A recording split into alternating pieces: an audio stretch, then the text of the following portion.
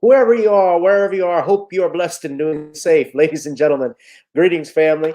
Of course, I'm tuning in. You see me without the glasses off today, but if you're looking for some opportunities, particular advertisement opportunities, then look no further at the link at the bottom to my email address. You can hit me up for advertisement opportunities. We are supporting and promoting your businesses here on this channel. You can also, if you would like to donate and subscribe to our Patreon, a link is at the bottom as well. So you have multiple ways in which you can advertise with the platform by emailing me when we go on do our live stream. You also have access to premium content, those that want to see premium content that you will not find here on YouTube or Facebook or Twitter, as I am suspended probably by now. You guys can check out the Patreon at link at the bottom. But advertisement opportunities, definitely email me, gavin.grich1@gmail.com for rates. And for the Patreon, it is the same as the YouTube channel. It is channel gboot2786. All right, I'll holla. Peace.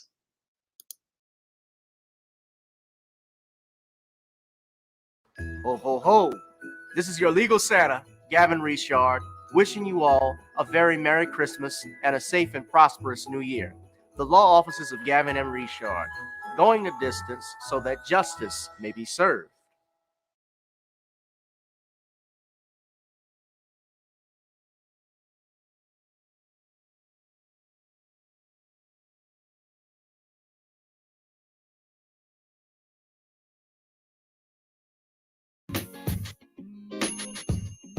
Hi, I'm attorney Gavin M. Richard.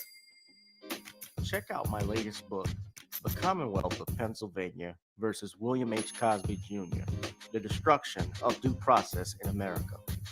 For approximately 2 years now, I have gone on a painstaking quest to investigate the rise and fall of an American icon, Bill Cosby. In the mid-1980s, there was not a star that was higher than Cosby. Advertisements with Coca-Cola, Jell-O, Kodak, along with the #1 television show for 5 straight years in a row. On Thursday nights, it was must-see TV on NBC. Cosby resurrected the genre of the traditional family sitcom that was once thought dead by television critics. He did this as a Black American with an all-Black cast and showed mainstream network executives in white America that it was possible to be successful without showing the worst in people. He also demonstrated the power that television had, as it can make younger people dream to be the best that they can be.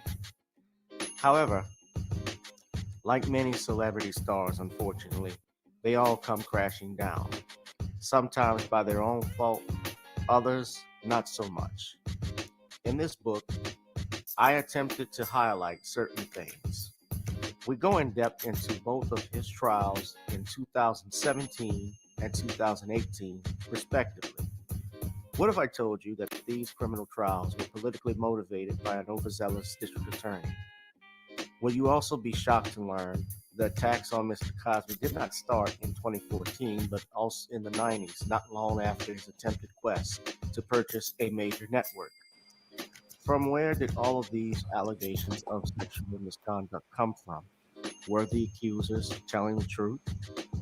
In the 2 years of research, with some help from others interested in learning the truth and facts about this case, we discussed both the legal reasons why his prosecution and trial were illegal, unwarranted, and also the possible personal motives as to why this may have occurred.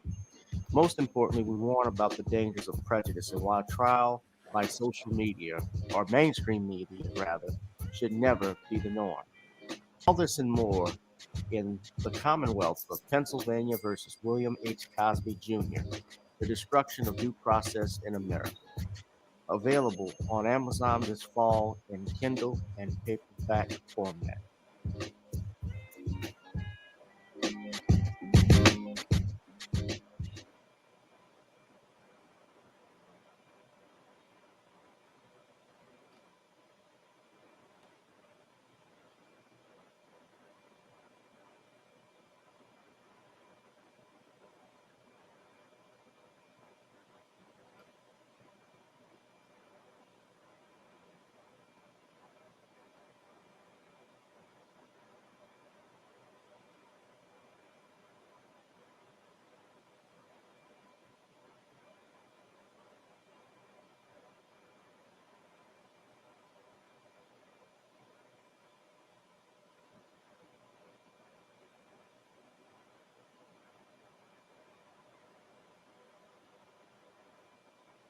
whoever you are, wherever you are. I hope you are blessed and doing safe.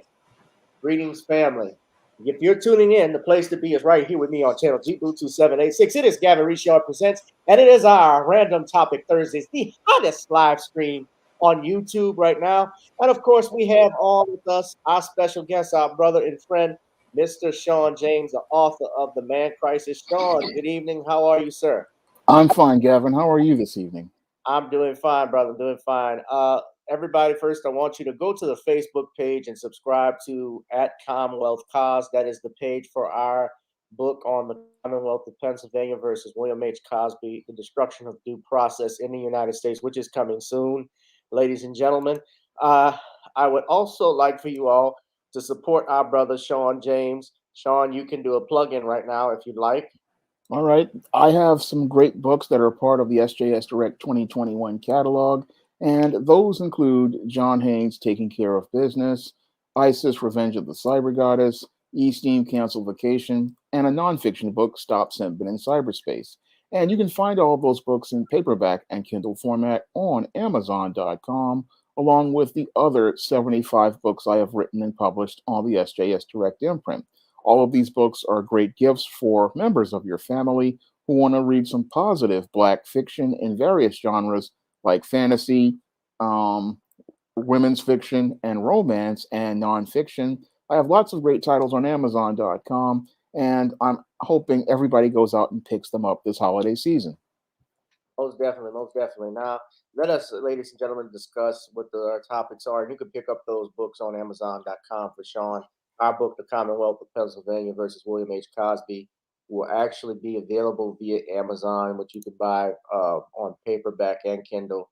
I know I keep talking about it coming soon, and it's coming this fall. Of course, it's just been tied up with my legal department, ladies and gentlemen, but it is coming soon. Rest assured that.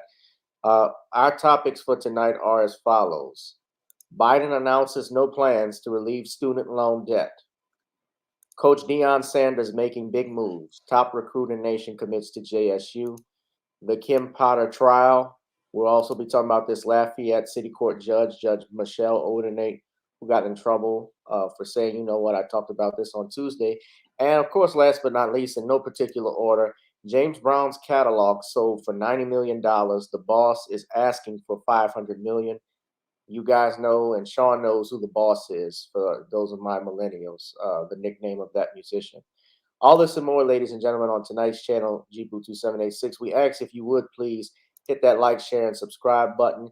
Uh, that is where you can buy Shawn's books on via Amazon. And also, if you'd like to contribute to tonight's channel, the platform, it is Gavin Richard Esquire via Cash App, the Google Pay, and PayPal have my emails, and there is Zelle right there at the bottom, ladies and gentlemen. Of course, without further ado, let us also ask you, if you could, another way you can support me is by going to our website for our Creole seasoning blend, known as CreoleBlends.com. I saw a few people did indeed purchase their bottle, and you will be getting those in the mail. I will be mailing those off to you all very soon.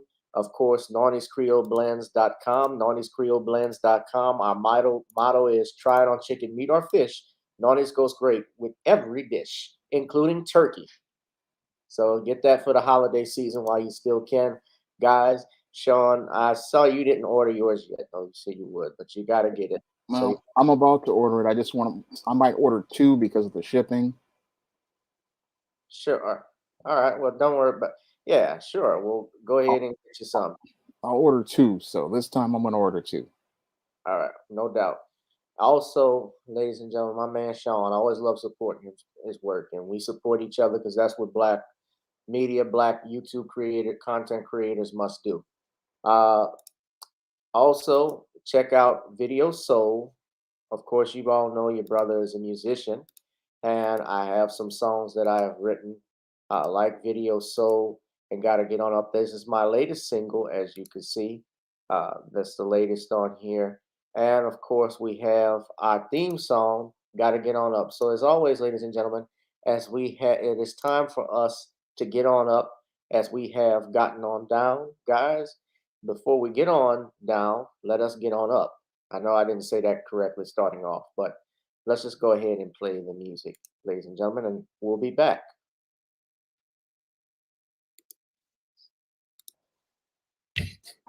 Girl, come on. Gotta dance to the beat, cause on the dance floor is where we'll be. Show me what you got.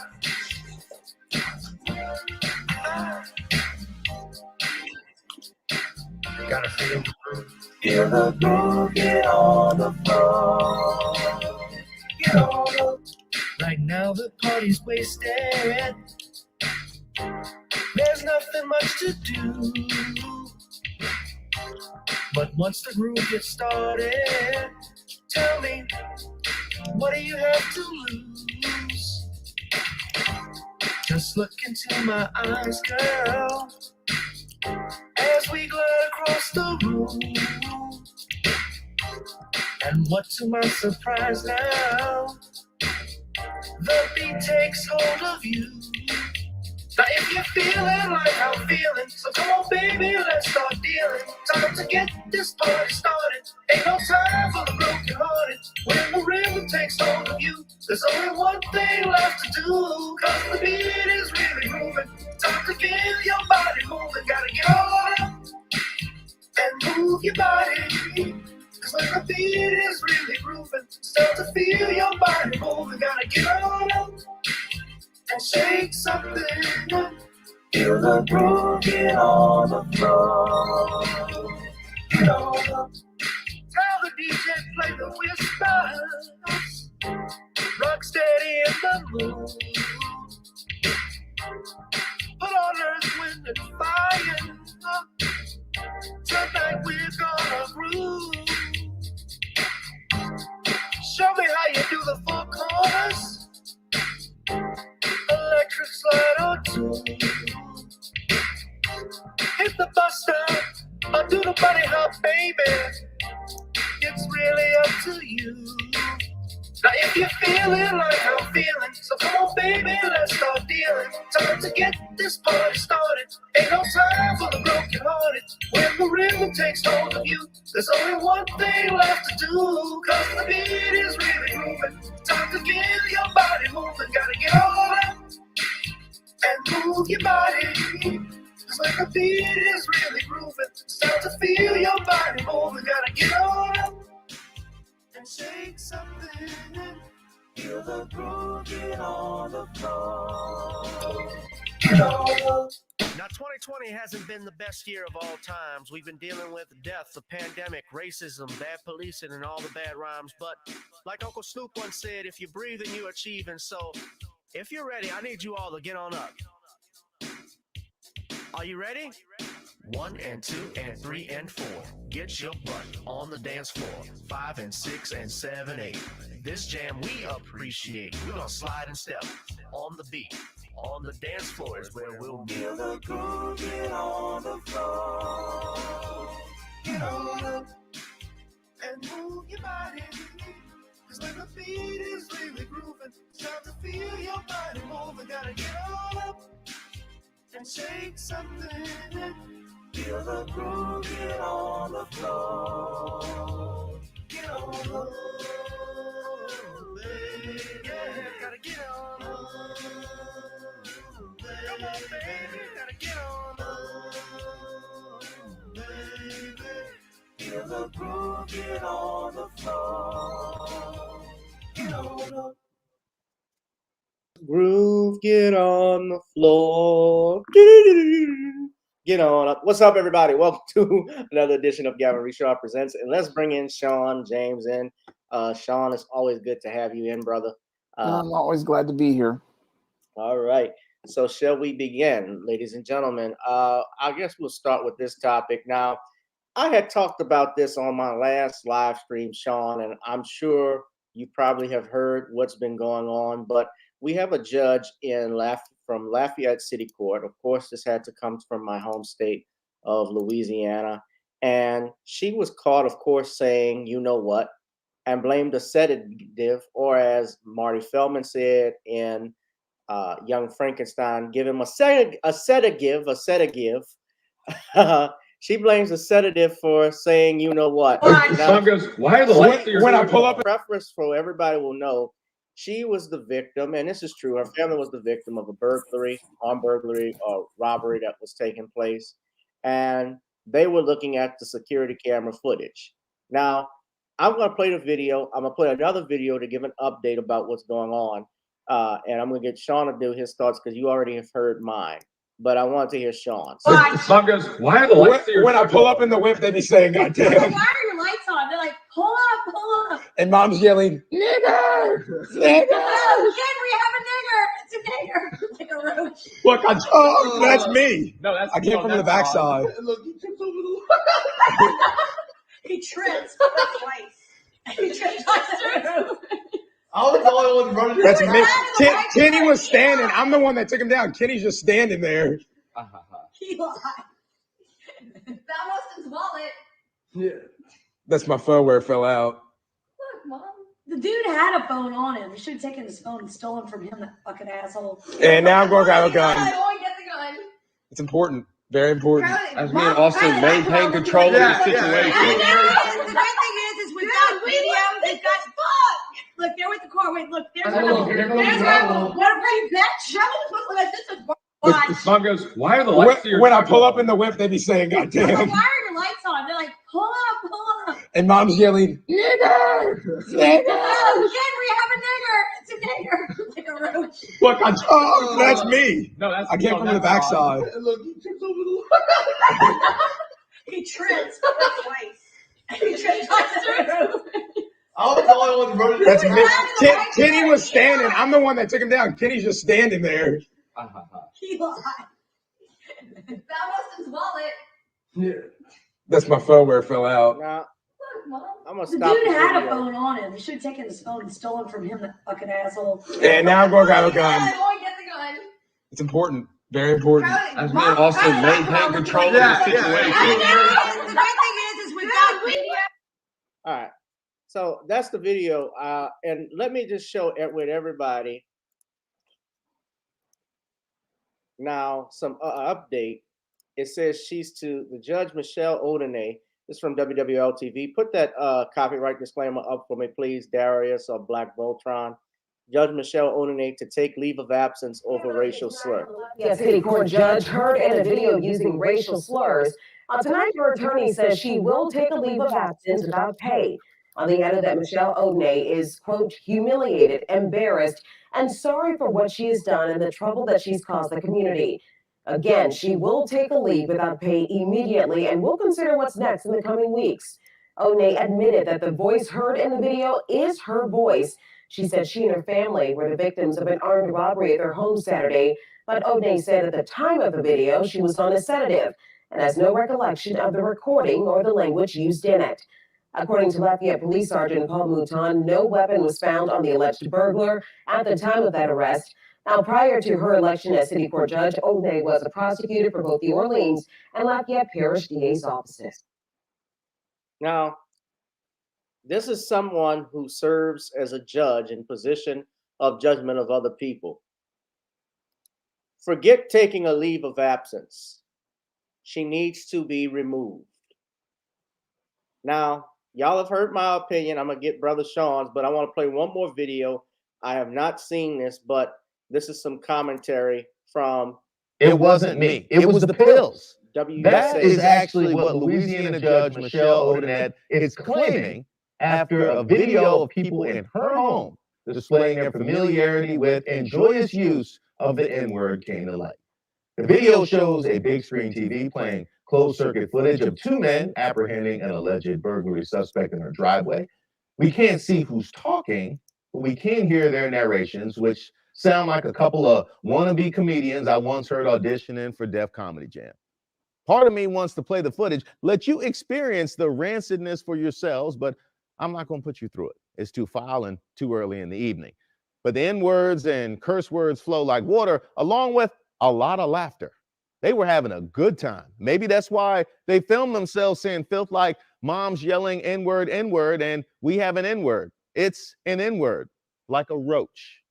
And a female voice saying, the dude had a phone on him. I should have taken his phone from him, that effing a-hole.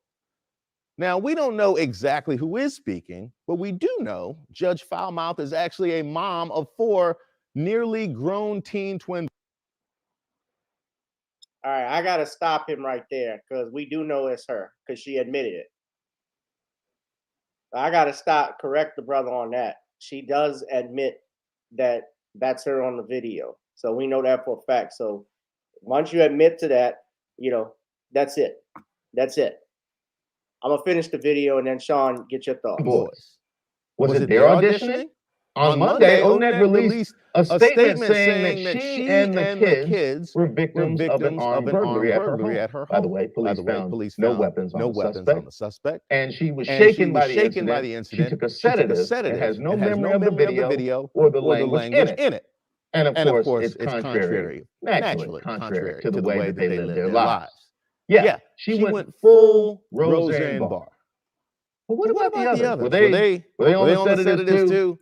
There have already been calls for her resignation from the bench, and I'm adding my voice to them right now.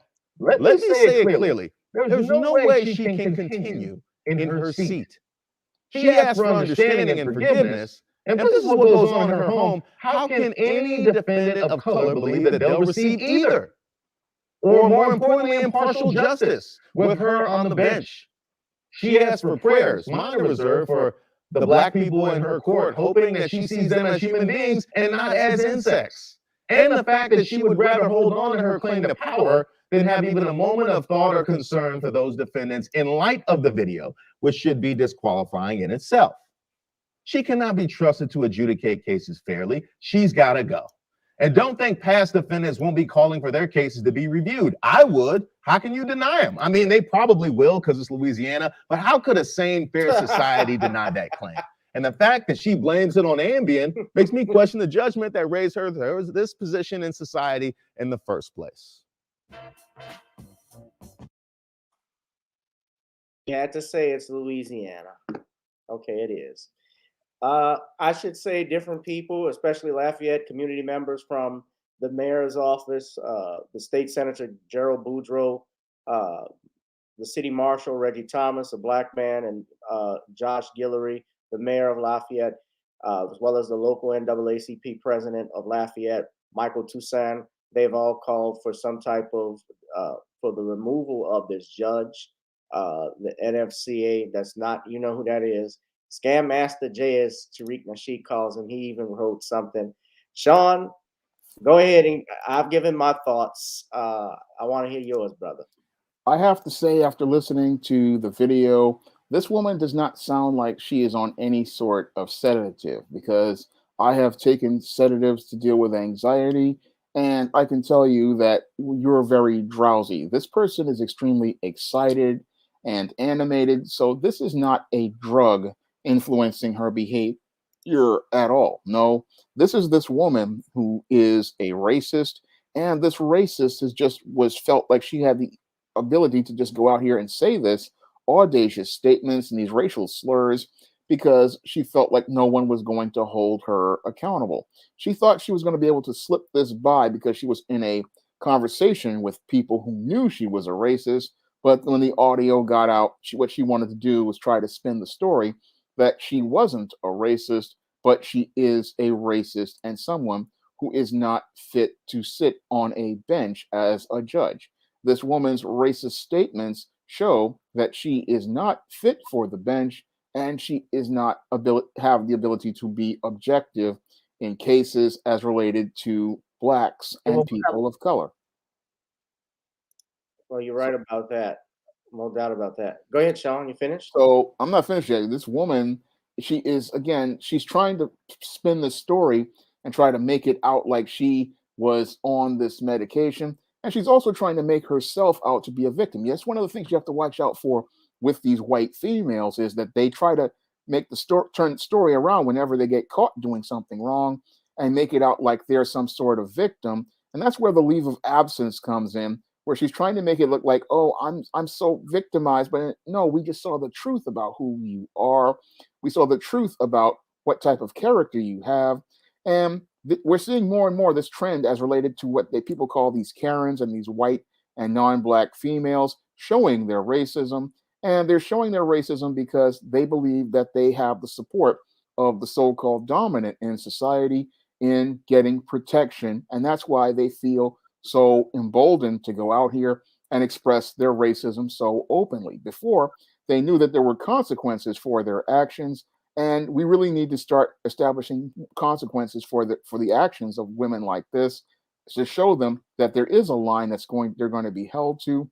And we really need people to hold these type of women to the line and get this woman off the bench, because we have to set a standard in our communities as related to dealing with racists. Because what we're seeing right now in our so-called progressive America is that racism is progressing, and it's progressing because you have white women like this who teach a culture and promote a culture of white supremacy and racism as the norm. And we have to start pushing back and try to push these people out of office, because if you have people like this in power, they're going to create interpretations of law that promote anti-Black racism.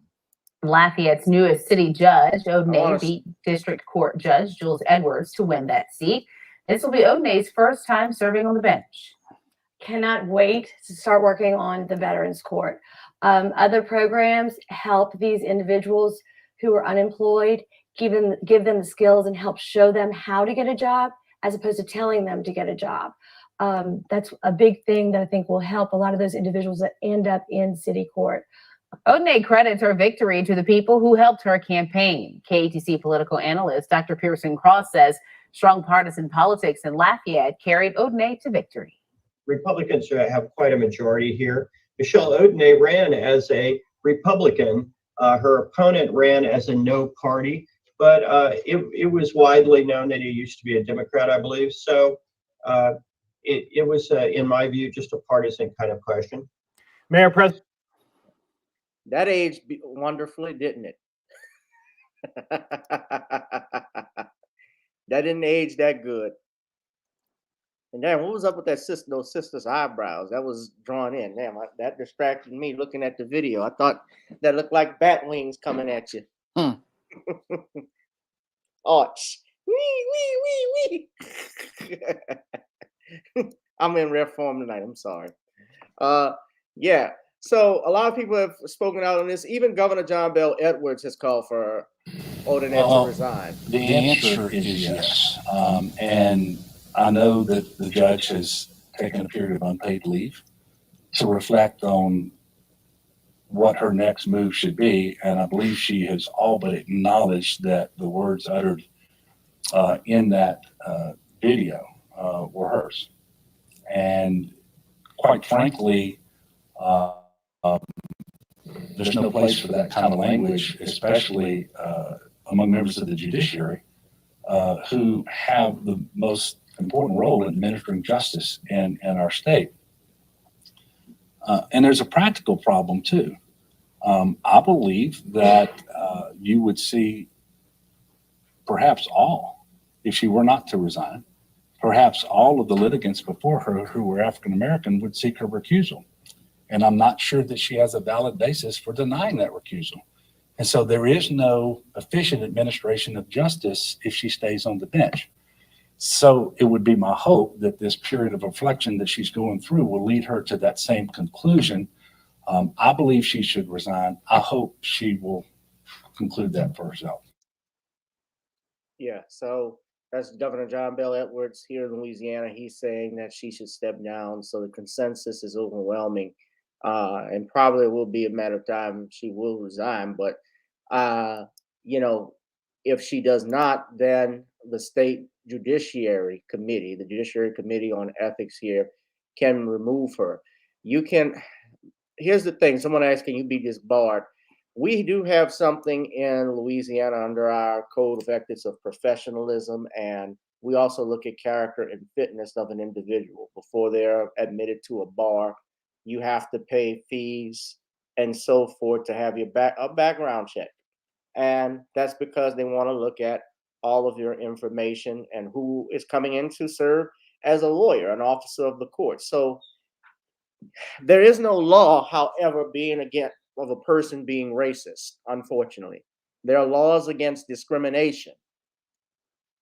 You can have an opinion on something. We have freedom of speech that is guaranteed in the First Amendment. But if you're talking about serving in a position where you're judging someone where African American defendants, black defendants are going to go in front of your court, and you are going to basically have their life in their hands, in your hands. It will go through the back of the mind of any black defendant that goes in that court realizing whether or not I'm going to get a fair shake. It's no different than when we go to these courthouses and we saw some of these Confederate monuments, even though they've been there for years. So her cases can certainly be called into review. We had something like that actually at the start of last year. Former Judge Jussie LeBlanc, the 23rd JDC, in a case I actually worked on, a civil case. I won't say too much about it, but she was actually charged with, she was actually caught sending text messages to her lover, and she publicly admitted this, to calling a deputy the N-word, calling him a nigger and so forth, and saying nasty, vile things about him. That stuff has happened. So she had to step down, and the district attorney's office and the defense attorney's office out in the 23rd JDC, they both, I believe, filed motions to have the cases reviewed, because how could anyone get a fair trial in that court if she harbors such disdain for black people by saying that? So yes, it can be reviewed. Let me also say, and I don't know if Shawn, if you want to have a closing remark, you can go ahead. Well, I've said all I wanted to say. I mean, this woman just needs to be taken off the bench. She is not fit for the bench, and she's shown that she cannot be objective. If she can't be objective and is using racial slurs like this, she needs to be removed from the bench, because that behavior is unbecoming a judge, and it just shows that if she gets black defendants in front of her, she is going to have bias towards them. Most definitely. Hit that like, share, subscribe button, guys, and donate to the Cash App. And yeah, the fact that she wanted to blame a sedative, I don't know a sedative that could do that. Marijuana is a sedative. It don't make nobody racist. That's just a lame excuse. She would have done better just saying, yeah, I said it. This is how I feel about y'all. I'd have more respect for her, although I'd hope her kidney malfunctioned.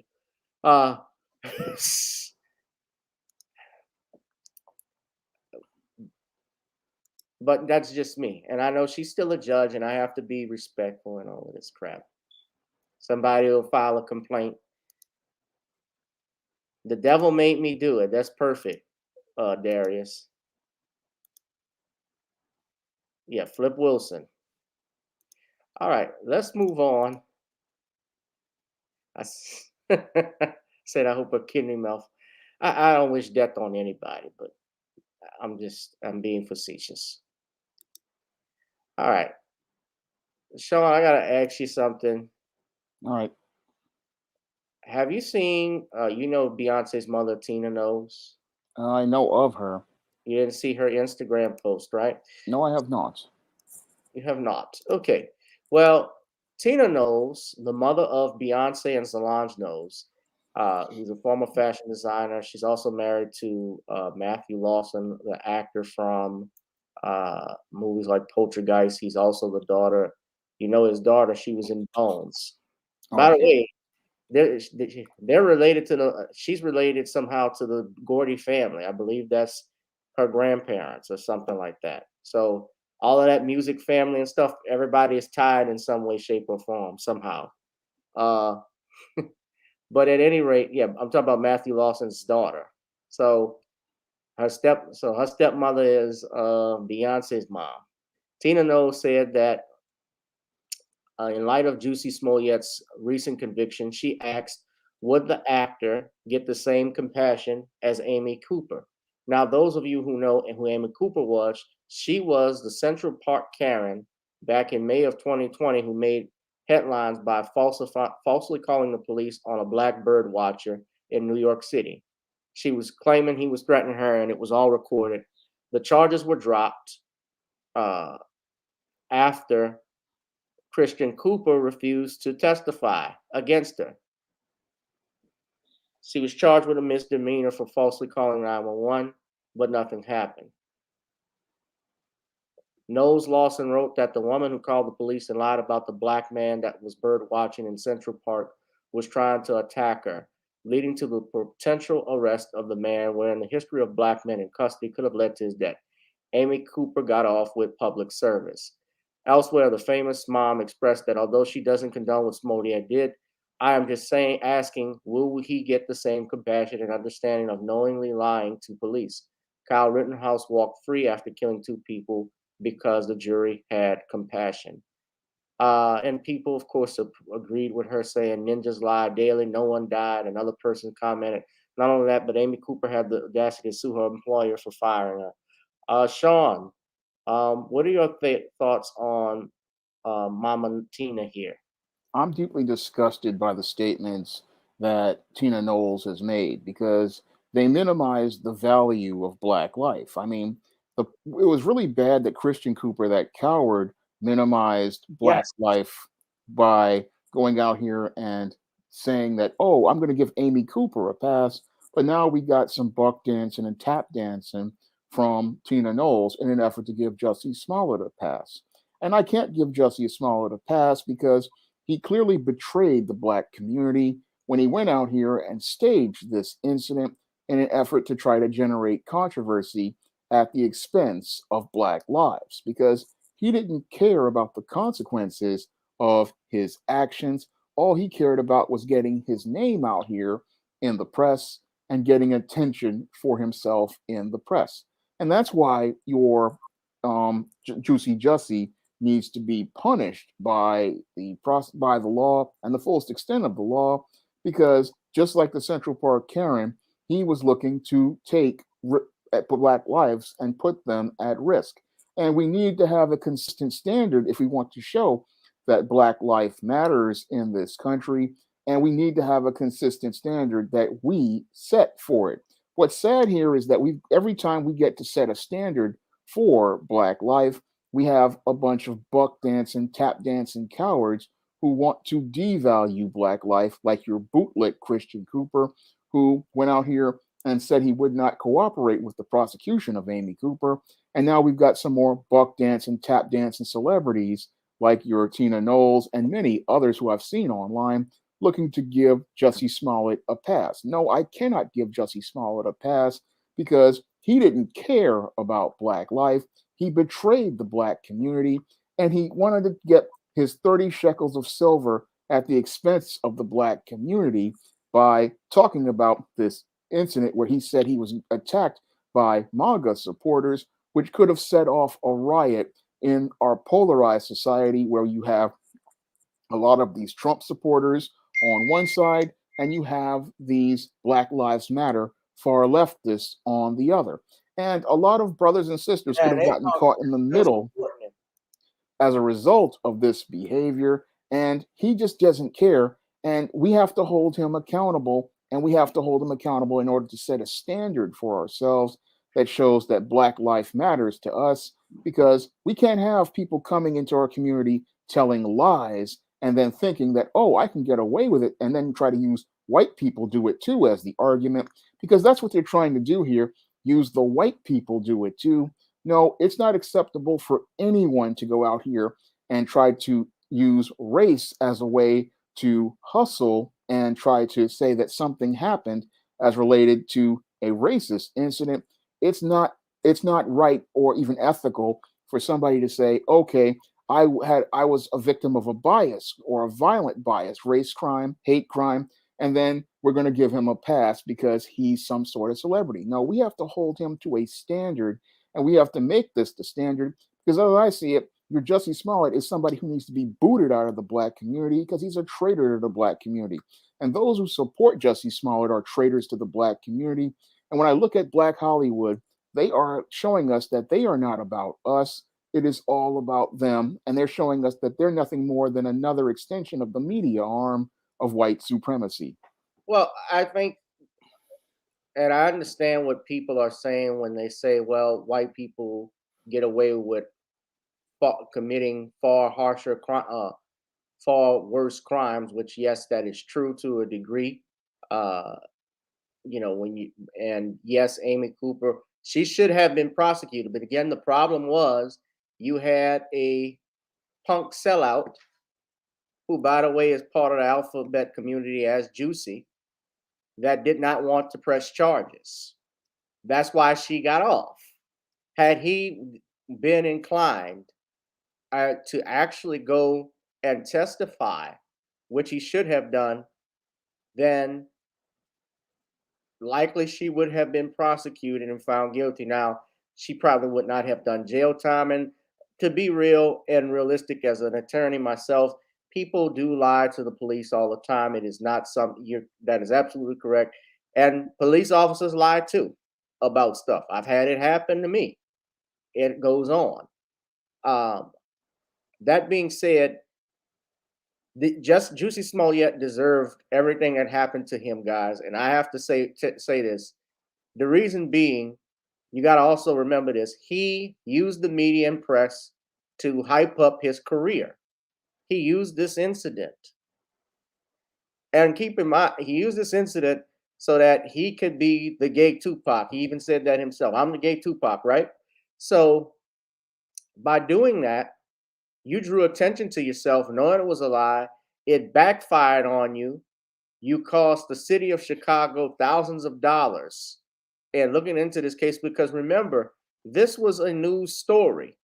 And mind you, they weren't looking for the Trump supporters because, and I'm going to say this, not because he was black, it was because of the LGBTQ thing. Do you agree, Shawn? You think it had more to do with that? Yeah. Yeah, it certainly did. Because all the stuff they were talking about, remember, they were pushing all of these anti-lynching bills that like Kamala Harris even had proposed. That was for, I remember when this was happening, that was for LGBTQ. That's what they were adding at that time. They were trying to get it through the Senate. I distinctly remember this. And as a victim myself of a hate crime, I'm offended by what he did because it makes it even harder for other people, for gay people who experience hate crime, and for black people who experience a hate crime. It makes it much harder for them to be believed. What he did, yeah, Nino. I get Nino is saying what he did was dumb, but I won't be cheering for him to get punished harshly either. They'll gladly do that because he's black, whether he realizes it or not. I'm sorry. Well, I'm to the point where it is what it is, but this is something he added, so I'm not caping for him. I'm not going to cape for him either. This is not the same. Look, it's not the same thing as what happened. I'm not saying anybody is, but what happened with Bill Cosby. That man was railroaded. This man got attention. I'm not saying no one is saying that, but I'm just saying, but this man got attention. He messed up, got caught, and the city of Chicago, they made an example out of him. Now, under normal circumstances, if he wasn't a celebrity, and I wouldn't call him an A-list celebrity, but he was on a very popular show, and he got his 15 minutes of fame. He comes from a family that has been in the business for 30-something years. That Smollett family, ever since they were kids, they came in, acting in TV shows. They had their own show at one time. I think you remember that, Shawn. Called On Our Own. On Our Own, I think right. in 1989, 1990. No, I think it's 90s. It was 90s. It was in the 90s. It was produced by the same Miller Boyette. Yeah. Didn't last long. And lasted one season. Yeah. First, another show with a black man in a dress. Oh, yeah. Ralph Lewis Harris. Ralph Lewis Harris. Yeah. He played the aunt and stuff like that. Yeah. I didn't think anything of it. I'm thinking about all of this stuff, man. When you're older, when your kid is different. Because, like, I still laugh at In Living Color with Jamie Foxx's Wanda. I'm not going to lie. It was funny. Now I look at it just from what everybody is saying, and looking at it, what I know, because even they put Wesley Snipes in the dress, and Wesley was a hot action star.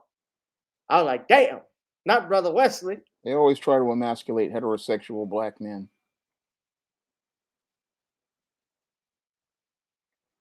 I agree with y'all. The law needs to be applied equally. But you know what? He should have known better, especially being a black man, what was going to happen if he got caught. That was a risk. You don't go and jump into you don't jump into the pen where the polar bears are, and when a polar bear bites your ass and as you eats half your body, go say, I didn't expect that. And you know what's messed up about this? It's going to affect his family. His family, who are actors and actresses, his sister, Janae, who's a good actress. It's going to keep them from getting work. Well, yeah. He's blacklisted at this point. His name is mud. He's never going to work again. Nobody can trust him. You know, he was in that movie. He was in the Alien movie. Yeah. He was in the last Alien movie. Yeah, you got to know better. Plot Man said at least Wesley was in a dress with the white and Latino. I didn't even like it when Patrick Swayze had it on. He went from Roadhouse to Drag House. He went from next of kin to pass me my tin with my knits and needles inside of it. Man. The ghost wearing a dress. Yeah. Yeah, his sister, she was in a Birds of Prey movie. And I think she still signed on to do that. I think she signed on to do some other stuff. Remember, she was in the Lovecraft Country television show. That got canceled just after 1 year, and it was popular.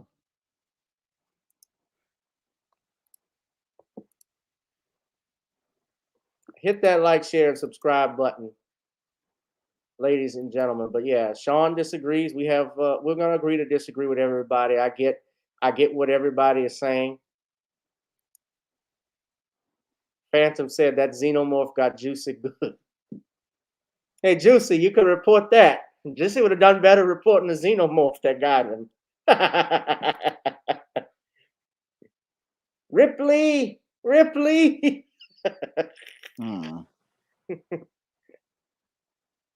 Yeah, she was on Underground. That lasted 1 year. She was also on The Defenders. That lasted 1 year. All right. We're going to move on. So I want to talk about this, Shawn. Ladies and gentlemen, Coach Prime.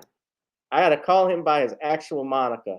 Coach Prime, Deion Sanders, is making some splashes in the college football arena. Now, those of you who know who Coach Prime is, who's Coach Prime, of course you know who he is. Obviously, one of the greatest football players of all time, arguably the greatest cornerback to ever play the game. He is coaching Jackson State University. And Jackson State, of course, is a historically black college and university. And Deion has taken that team. They've actually won the SWAC championship recently. And they're on to play for the National Black College Championship. But Deion did something that has gotten a lot of people pissed off. And that is on National Signing Day, which was yesterday. He got a commitment from this young brother named Travis Hunter, a top college football recruit, top student high school football player. He got him to commit to Jackson State, passing away from Georgia, FSU, and Auburn.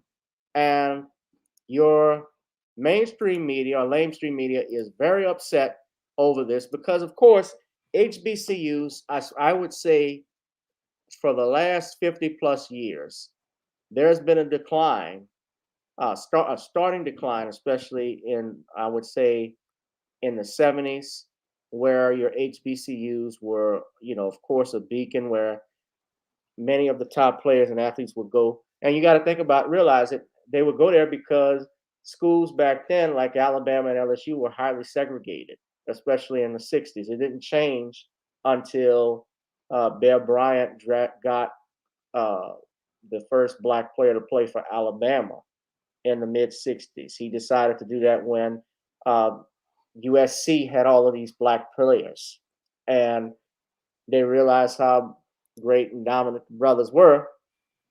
They started to bring them over there, and of course, more and more people started to come there. Blacks, the players started to go there because why, Shawn? They thought they could get more money, recruitment, more exposure. And it certainly has that, because we know that a lot of the HBCU games, they're not televised on national television, maybe with the exception of Bayou Classic. They used to be on NBC straight. And I think they just finally started that again, because they put it on NBC Sports Channel. But this is Travis Hunter.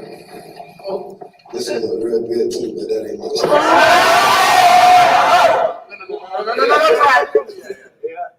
This is real good too. I'm gonna say that for later. But I like this one. It fit me well, but that ain't who I want. That brother's a cornerback. But check me out, Mark. Look at that hat.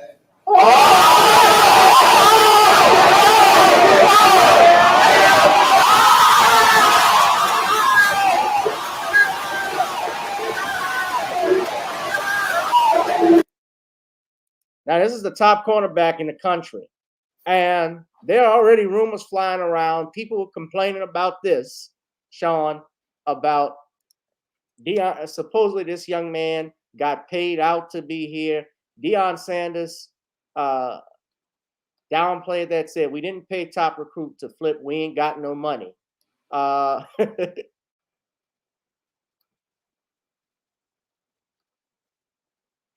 Yeah.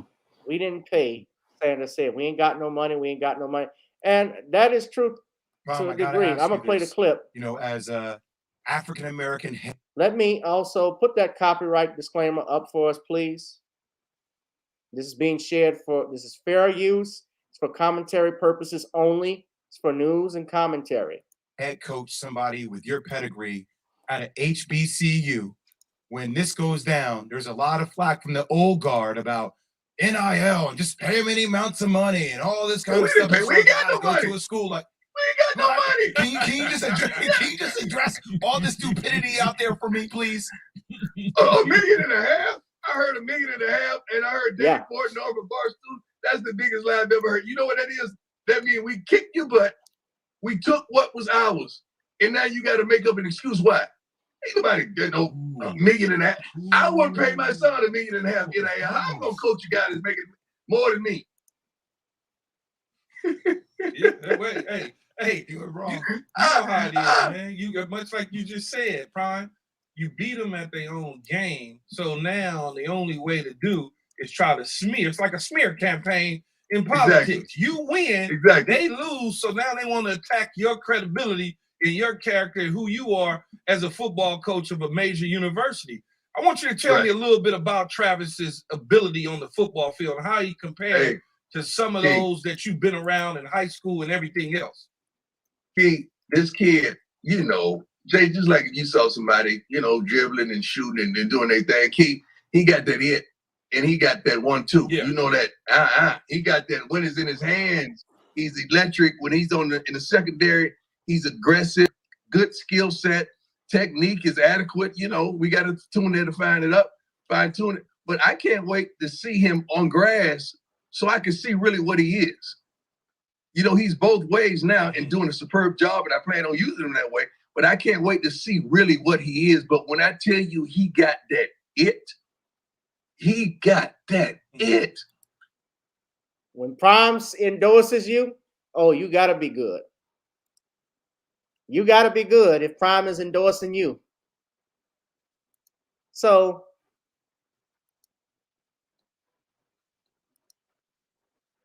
well, here's the thing. So, yeah, a lot of the old vanguard are upset with Deion Sanders over this. And Deion has made some power moves. One of the things he did I liked was he had Brittany Renner come to Jackson State and speak to the athletes. Basically, and I mean, at this point, she's admitting what she is. She is what she is. She's a gold digger. She's a shark. She's a cougar. She's on that campus to get young men who are in the sports field so they could take care of her. And let's be real, when they say Jackson State, that whole thing was a lie. HBCUs don't have no money. State-funded schools, they actually cut their funding. So how they gonna pay this kid money to come to Jackson State? They can't even put the names on the kids' jerseys.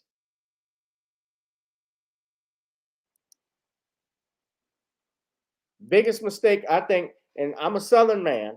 I'm a graduate of Southern. I really thought Southern, when in this football offseason, they should have followed Jackson State's model and Tennessee State by getting a big professional athlete. Particular, I would have picked Aeneas Williams to be the football coach from Southern, but that didn't happen. But Shawn, what are your thoughts about this? What you're seeing? What I'm seeing with Coach Sanders is that he is showing great skill with networking and building relationships, which is something we need in the Black community. And he's done a great job here undercutting all of those top universities to bring a top talent to the school. So this is really going to help the school really to improve the quality of its football team. And it just shows how strong a leader your Coach Sanders is outside of the playing field. And it also shows how he has just great interpersonal skills and great leadership skills. And that's something many in the top school, these top colleges and universities don't really like seeing. They don't like seeing that a Black man is out here and he can use his social skills and his mouthpiece to go out here and build and foster relationships with top talent. And they don't like the idea of Black men coming together and working together. That's one of the things they don't like seeing is here you have a Black coach going out here recruiting Black talent, and that Black talent wants to play for a Black school instead of join the NFL slave plantation. So that's what they really are upset about, that you have a Black coach going out here and recruiting Black talent, which is starting to create the bridge for Black empowerment. And if he stays on that road, he'll be focused on concepts like group economics. And this is something that the dominant does not like to see, because what they want their players to be are these plantation bucks who go out here and play football for white coaches, then go into the white-owned NFL. They make a bunch of money on him, but he does not keep any wealth for himself. But when you have Coach Sanders recruiting Black talent, taking them to a Black school, it's taking them on the road to Black empowerment. And that's something that they don't like seeing, is Black people working with other Black people. And they don't like seeing Black men, especially straight Black men, coming together to form brotherhoods and where they can foster leadership and teach this type of character to other Black men, because iron sharpens iron. And when you're playing for a Black coach, that's really going to sharpen iron, and it's going to teach you the value of Black manhood and Black masculinity. And that is something that many of your white coaches don't want to see. So that's why they're all upset and butthurt, because they see that your Coach Sanders is starting to create a platform for Black empowerment. Let me say this. Willie Brown for the Oakland Raiders, Grambling State University Hall of Famer. Aeneas Williams, Southern University Hall of Famer. Mel Blount, Southern University Hall of Famer. You also have the Super Bowl champion Doug Williams, who went to Grambling. You have, at one point, the NFL's all-time leading rusher, Walter Payton, who went to Mississippi Valley. Walter Payton graduated from, I don't want to give the, Columbia. I'm sorry, went to high school in Columbia. And he graduated from Jackson State, JSU, where Deion coaches. Then it was Jerry Rice, who went to Mississippi Valley State. Who a Hall of Famer, the greatest wide receiver in NFL history. So the point being, there's nothing wrong with going to an HBCU, by no means, and no stretch of the imagination. It can be done, and you can produce. And Deion Sanders is setting examples. He's actually taking a position where HBCUs were left in the ringer. as you could speak. It was not given the respect and authority that it once was, and he's restoring some of that, and they are big mad about it. So I'm happy that Coach Prime is doing that. Yep, he's showing that black leadership is prime time, and it's prime time for black men to start taking leadership roles like he's doing. Yeah, most definitely. We'll see if Hugh Jackson comes to Grambling. Yeah, with Hugh back, he could definitely bring some attention to Grambling State University. I wish Southern would have followed note, gotten somebody like Aeneas, but it is what it is. Hit that like, share, and subscribe button, family. Yeah, Steve McNair, Air McNair from Alcorn. I hated how Steve McNair died, man. That was bad. Don't forget Willie Davis, who also came from Grambling. I think Grambling has the record for most players that are in the Pro Football Hall of Fame.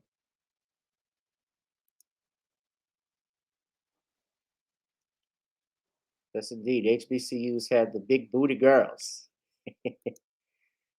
Chunky, looking for them girls with the big old hoops.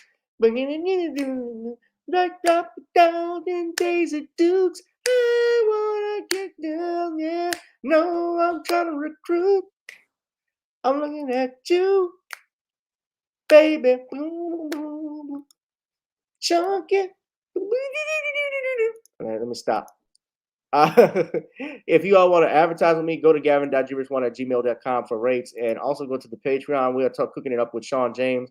You go to his Cash App and support our brother. You can also go to my Cash App and support me, since this channel is not monetized. It would be fun if you all could do that, ladies and gentlemen. Donate to the Cash App or to the PayPal. I'd greatly appreciate it if you could leave a little jingle in my stocking for Christmas, ladies and gentlemen. So, Shawn, let us move on. As we know now, this Kim Potter trial that's been going on. Of course, Kim Potter is a former Brockman Center police officer who killed Dante Wright, who's a 20-year-old black man who was shot. If those of you remember, he was pulled over, and this was during George Floyd. I shouldn't say George Floyd trial, because he was not on trial, but the Derek Chauvin trial in his murder of George Floyd. And your Kim Potter fired a weapon and killed your Dante Wright. And I've talked about this on Tuesday, ladies and gentlemen, but I want to play for you. So the prosecutors have rested their case, I believe, today. And there was testimony from the likes of Dante Wright's father and a few other individuals. Now, Shawn, this is day 7 of the case today. Shawn, have you been following the case? I have not been following it. I've been real busy, so I have not really been following it like I should. I mean, I've been busy with so much stuff. Right. Well, this is Dante's father, Aubrey Wright, who testified. What was Dante's role as the older brother to younger girls? His role to the younger girls, the big brother, to look after them, watch after them. And what was his relationship like with his younger sisters growing up? The relationship with the younger sisters were like a big brother. Joked a lot, always constantly following behind them, making sure they were okay. And did you and your wife, Katie, and your children, Dante and Diamond and Destiny, all live together up until Dante's death? Yes, we did. What kinds of things did you and your family do together for fun to pass the time? Well, we got together every Sunday we would have cookouts and stuff like that. Family days, I mean, we would do movies and stuff like that. We did a lot of things as a family, as a group, because we're like all we have. So cookouts, he said? Cookouts constantly every Sunday, every weekend, pretty much. Did Dante have any favorite foods? Well, yeah, he did. He liked chicken, I guess. We all did. So. Is that a family favorite at the cookouts? Excuse me? Was chicken a family favorite at the cookouts? Oh, yeah. Yes. And so he went and asked my boss, is it okay if my dad sends me home? And I'm like, my boss like, yeah, he's your boss. And I'm like, well, you need to go home. And I come out in the hallway and he's still there. And I'm like, well, why are you still here? And he's like, well, Dad, I rode with you. I couldn't go home because you were my ride. I think it's funny, but yeah, that was a funny thing that happened at work. So not only were you working together, but you were driving to and from work together? Every day, yeah. You got to No, spend those some quality questions, time they're together. trying to Yeah, frame, spend a lot you know, of in time fairness, together. the questions, those are asking, someone said it's a dumb questions. No, Norma, what they're trying to do is portray Dante in a positive light. That this is his father that's testifying, his mother has testified, his girlfriend has testified. So they're trying to talk about him as a person. This is the prosecutor. Now, of course, the defense tried to bring in evidence of prior bad acts, particular his behavior and so forth, his criminal charges. That's what they try to do. They tried to shame the victim because she's alleging she was right in using deadly force and actually making a factual error. She just picked up her gun instead of the taser. Now she's had the defense expert who testified saying he backed her decision on deadly force because he was going back in the car and she could have been pulled or any of the officers have been pulled. But then there was a use of force expert for the prosecutor who said she was not justified. So I'm going to play that in a little bit, but I'm just going to play Dante's dad. All right, there's a picture on the screen now. It's Exhibit 240. Could you just explain to the jury what's shown in this picture?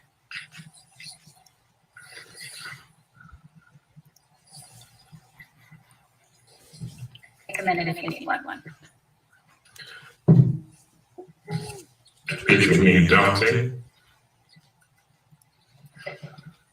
You see how, you know, I was holding him. See how we had a close relationship. He was my wife's first child. And was this picture at your home? Yes. Was this not long before he passed away? Right before he passed away. If we could put on the screen Exhibit 3, please. That's already been admitted. Did your son Dante also have a son of his own? Yes. And First and only child. That's my grandson, Dante Jr. And your grandson's name you said is Dante Jr.? Yes. How was it seeing your son Dante as a father? Excuse me. How was it to see your son as a father? And to see him as a father, it was like I was so happy for him because he was so happy. He was so happy about Junior. And this was my chance to be a grandfather. Did they have a close relationship? Yes. And did Dante Jr. spend a lot of time with your family as well? Yeah. Dante Jr., you know, Dante lived with us. Junior was pretty much there every day. Now, I'm not going to play the rest of the video because I got to get to other clips, but the defense expert testified today, and yesterday I'm going to play the expert for the prosecutors. Warning given by former Officer Potter, I'll tase you. Now, that's a defense witness. He's not an expert. Reasonable. Yes, sir, that's a standard warning. You just communicate in plain English. It's a standard. That is what they're talking to. Yes, sir. I'll taser you. You just tell the person, and in many cases, someone submits. They'll raise their hands and say, I quit, and that's the goal. Was the warning taser reasonable under the circumstances in this case? That is specifically taught in the lesson plan. Number of reasons for that. It's really not for the suspect. It's more for the officers and others around the event to understand that a taser is just about to be deployed. What would have happened had the taser, an actual taser, hit Mr. Wright vis-a-vis his ability to drive that car? The actual taser device, when it performs as designed and intended, is the most effective incapacitation tool I've ever experienced, independent of a central nervous system disruption. And I apologize for being graphic, a gunshot to the head, something that basically turns off the lights. The taser is the second best thing out there when it performs as designed and intended. In actual operation, it's a relatively fragile system. Things can happen. Clothing can be lofty. A probe maybe won't stick.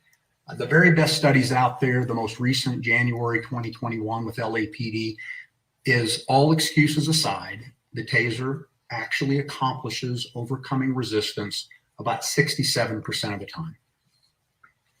In light of your review and the review of all the testimony that you've seen, was Officer Potter's perceived use of a taser consistent with contemporary and professional police training and practice? Yes, sir. And why? The basic model policy definition of when the device would be used is completely relevant here. Grounds to arrest or detain, and a reasonable belief that physical force and resistance would follow. That was happening right before your eyes. And secondarily, when the physical control effort began and the dynamic nature of how he's trying to get away clearly needs to be stopped. Just getting in the vehicle is significant, but officers would be aware of that weapons component and the concern, could there be a gun in the car? Could there be a gun on him? This isn't just about might this person drive away. So the need to stop it as quickly as possible is the key aspect. Nothing but the taser in that scenario. The first thing I want to go over with you is Officer Potter's use of deadly force. Is her conduct in firing her Glock at Mr. Wright a use of deadly force? It is, yes. Why? Again, firing a firearm, discharging a firearm is substantially likely to cause great bodily harm or death. That is the definition of deadly force. And in your review of all the materials in this case, did you see any evidence that Officer Potter decided to use a gun in this case instead of a taser? Did I see evidence that she decided to use a gun? I think the evidence that I've reviewed suggested that she intended to use the taser and not the firearm. When you're reviewing then the use of deadly force, are you reviewing that act or a decision? Does that make sense? I think so. If I understand your question, it's really what's the nature of the actions that I'm evaluating. I am evaluating the use of deadly force because that is in fact the force that was used.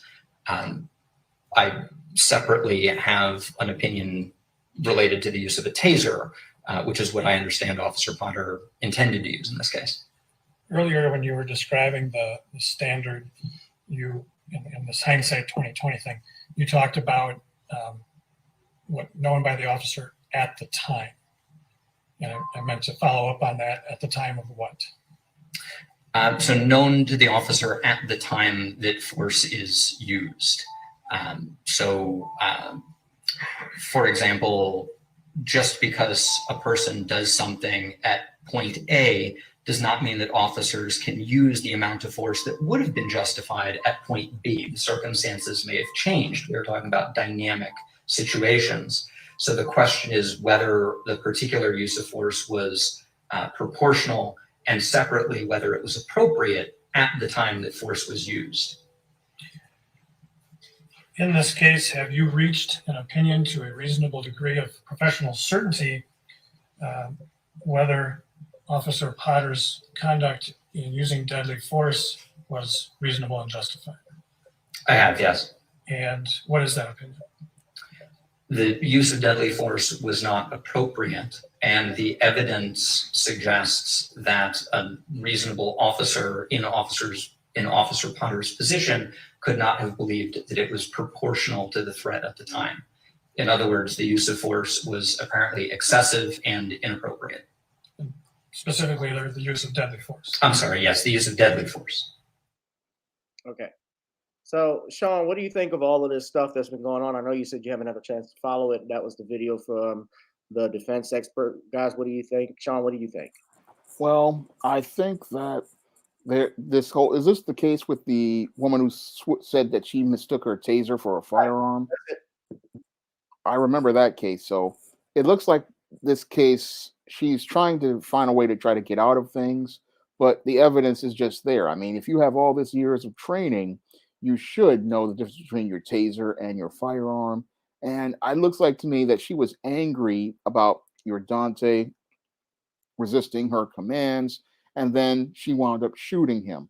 And when I look at this whole case, they're trying to spin it as she was making a mistake, but she didn't make a mistake as I see it, because, again, a trained officer knows the difference between a taser and her service weapon.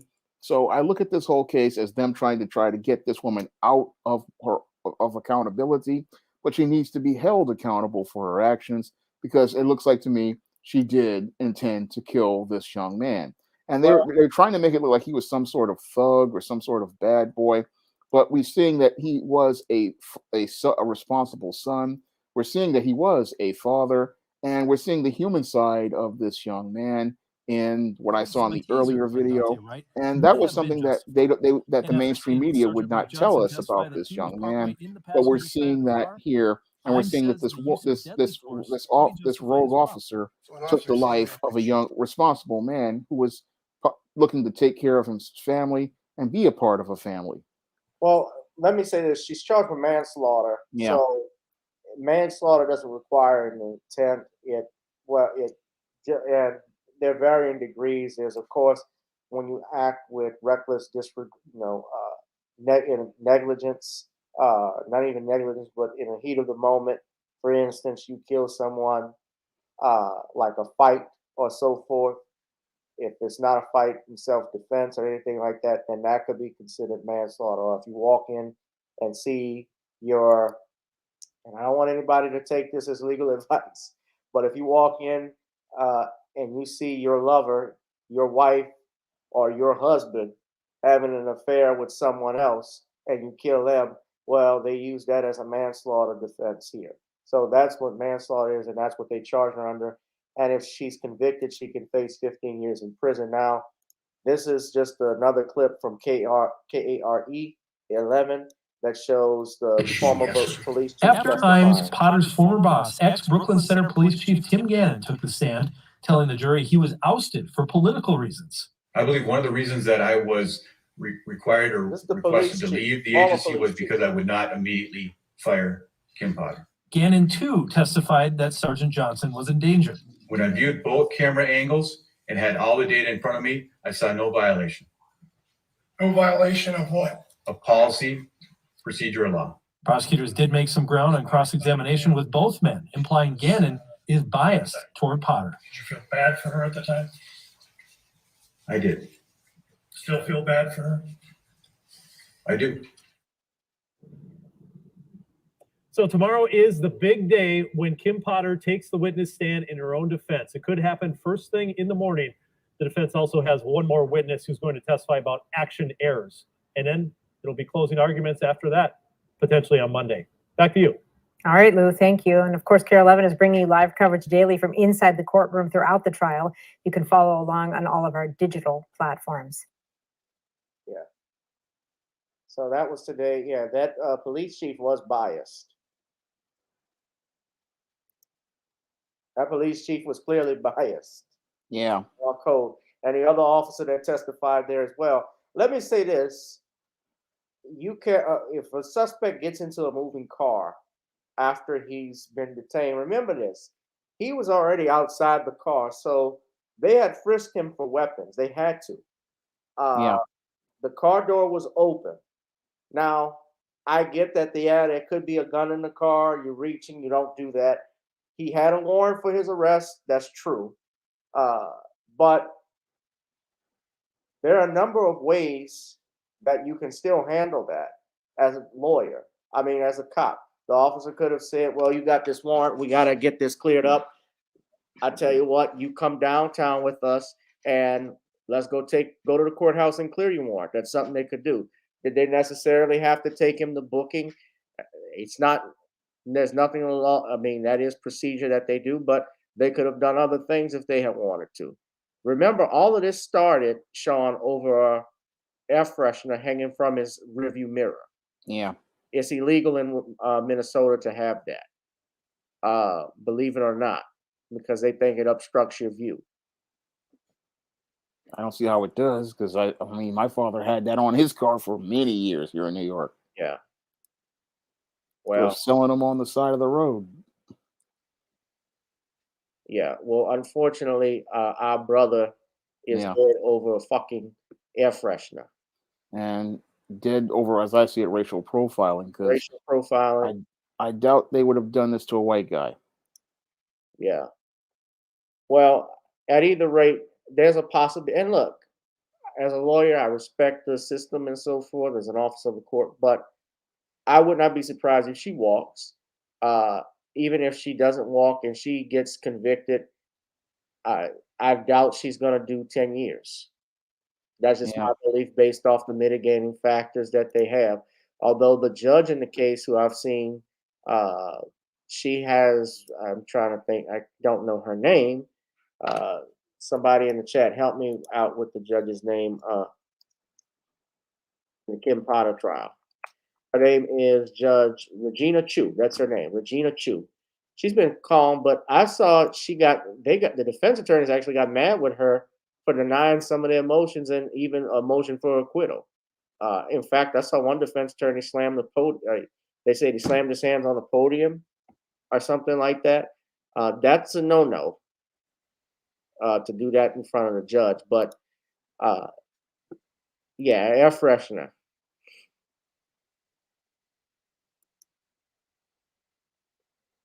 That's why he got pulled over. One of the reasons. And then what they're talking about, well, he smoked marijuana. He smoked weed. Well, weed is becoming decriminalized across different states. It's practically decriminalized almost all across the country. And you have now some states, it's like in Louisiana, it's still illegal. Yeah. But in Orleans, for instance, even though we're in the state of Louisiana, the city council had passed an ordinance saying that they weren't going to enforce it, depending on the amount that they had. We got trucks that sell it. We got we got movies like Pineapple Express. The damn Seth Rogen and James Franco, they made a living off of marijuana. Yep. Movies, Cheech and Chong. It's a part of culture. I mean, the High Times magazine has been writing about it for years. Yeah. Don't hear this bullshit. Hit that like, share, and subscribe button, ladies and gentlemen. Now, I'll get to this briefly because our brother Kamel, Computer Robots, aka Computer Robot, shout out to him. He joined in. He wanted to share a video with me. I'm just looking at this, but apparently, Sean, if we can play it, I'm trying not to keep you too long because I got one more topic, but I'm going to just play it for our brother Kamel since he asked us to discuss it. This is my first time seeing this. So. Chill out, bro. It ain't that serious, yo. It ain't that serious.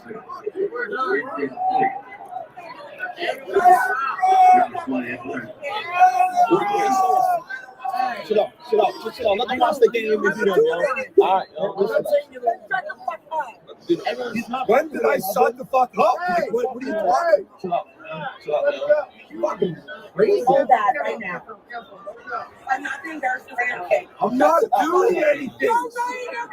Hey, let's come over here. Chill out.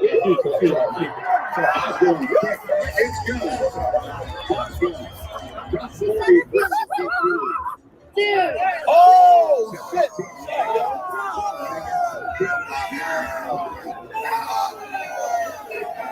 out, man. Chill out. Everybody hit nobody, man. Chill out, though, yo. Everybody can touch her. Chill out, yo. Chill out. It was a get the fuck out.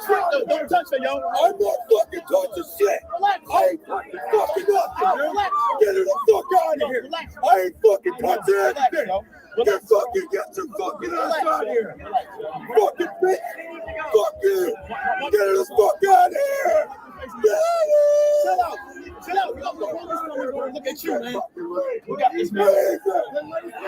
Relax, bro. They're fucking right here. Fucking right. Fucking right.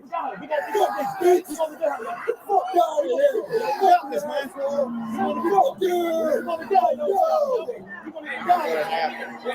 Did you say anything, Sean?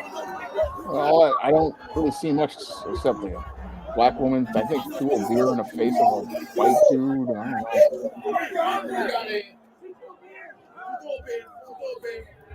She good. She good. Chill out, yo. Hey, stop, man. What are you doing? It's a female, yo. It's a female. Chill out, yo. It's a female. I know it's a female, but it don't have to be physical. I know. I know. We good. All right. We're good. We good. Nobody touch me, man. Nobody touch me. Nobody, yo. I know. I'm really good, man. That's your girl, yo? That's your girl? That's your girl? No. I'm not that party. I was trying to calm everything down. I'm not there.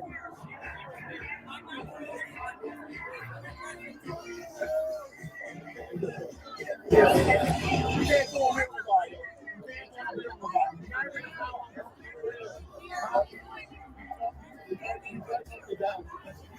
That's a girl.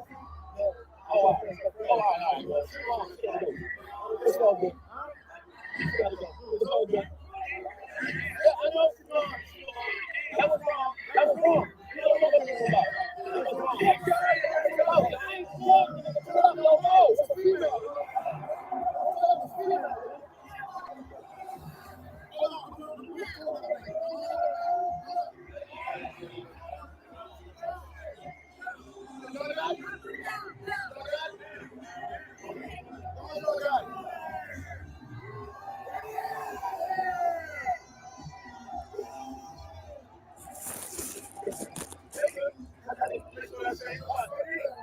Yeah, that's all good, man.